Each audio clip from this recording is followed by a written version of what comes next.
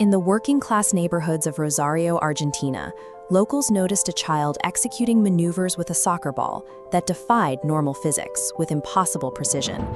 His father took on the role of his first coach, shielding him on the local pitches, while his grandmother Celia provided an absolute, unshakable belief in his ability to play against older, much larger boys. But by the time he reached adolescence, a stark reality emerged. He possessed a mind wired to dominate the sport, yet it was trapped inside a body that refused to grow. This chart shows standard adolescent growth curves against his diagnosis, a severe growth hormone deficiency. Because of this physical lag, scouts drew the same conclusion. His frame was too fragile to withstand professional tackles. The condition meant his athletic progression ground to a halt. His future in the sport now depended entirely on securing expensive daily hormone injections that his family and local clubs could not afford. The solution came from across the Atlantic. Scouts from FC Barcelona saw his tape and immediately recognized his technical ceiling. The club's sporting director was so desperate to secure him, he drafted the boy's first contract on a paper napkin. At 13, he left South America for Spain, moving into Barcelona's renowned youth academy, La Masia. Barcelona's commitment to his medical treatment resulted in a relationship that lasted 21 years. He remained at the club until 2021, winning 35 trophies and refusing to leave despite interest from every other major team in Europe. Once his physical development stabilized, his progression through the academy ranks accelerated. By the 2003-2004 season, at exactly 16 years old, he made his first team debut.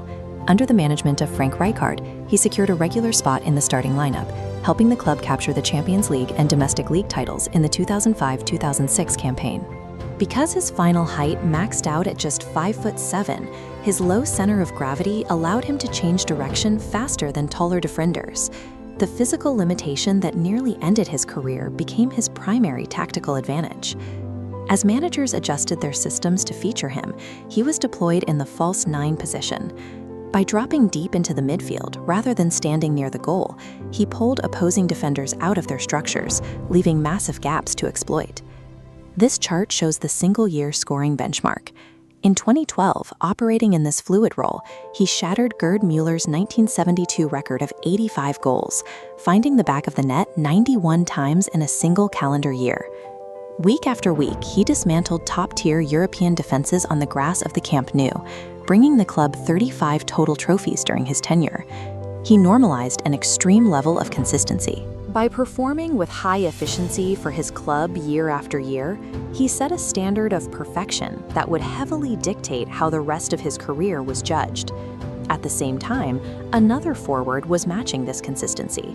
The emergence of Cristiano Ronaldo initiated a decade-long head-to-head battle for global supremacy. With both athletes operating in the same domestic league, the margin for error vanished. If one scored a hat-trick on Saturday, the other was compelled to do the same on Sunday. They forced each other past known human performance limits. This sustained duel resulted in a near monopoly of the sport's highest individual honor. For a decade, they traded the title of the world's best player back and forth, accumulating hardware at an astonishing rate. Yet, as he solidified his status as a dominant figure in European football, the brilliance only cast a harsher shadow over his failure to deliver equivalent results for Argentina. Back home, a population of 45 million citizens expected him to replicate his Barcelona output on the international stage. The demand was absolute. The psychological weight manifested physically. The stress of carrying the national team frequently caused him to vomit from sheer nerves directly on the pitch before and during international fixtures. This pressure peaked in Brazil in 2014. He dragged Argentina to the World Cup final in the Maracanã Stadium, only to lose in extra time, walking past the trophy without touching it. His harshest critics crystallized their argument. Scoring goals in Spain was secondary.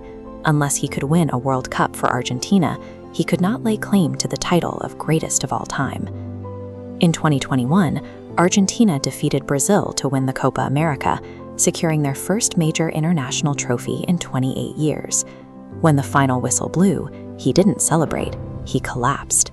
He buried his face in his hands on the pitch as years of accumulated trauma and public scrutiny physically exited his body. Securing the continental hardware dismantled the psychological block that had plagued his international career. He entered the following year's World Cup stripped of the fear that had previously weighed him down. In December 2022, he entered the Lusail Stadium in Qatar for a match that would determine how his international career would be remembered.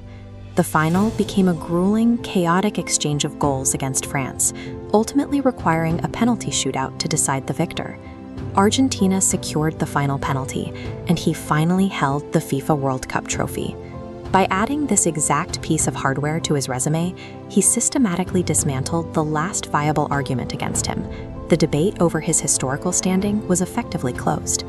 He later transitioned away from the high-stakes European environment, moving to Major League Soccer in the United States to conclude his career.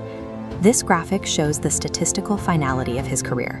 He amassed 48 collective team trophies alongside 8 individual Ballons d'Or, creating a mathematical mountain that future players will likely never scale. Yet, after every goal added to those records, his celebration remained identical, 2 fingers pointing to the sky, acknowledging the grandmother who saw his potential before his body could support it. The records he leaves behind are a secondary outcome. The primary achievement was reconciling a child's medical fragility with the absolute dominance of the modern game.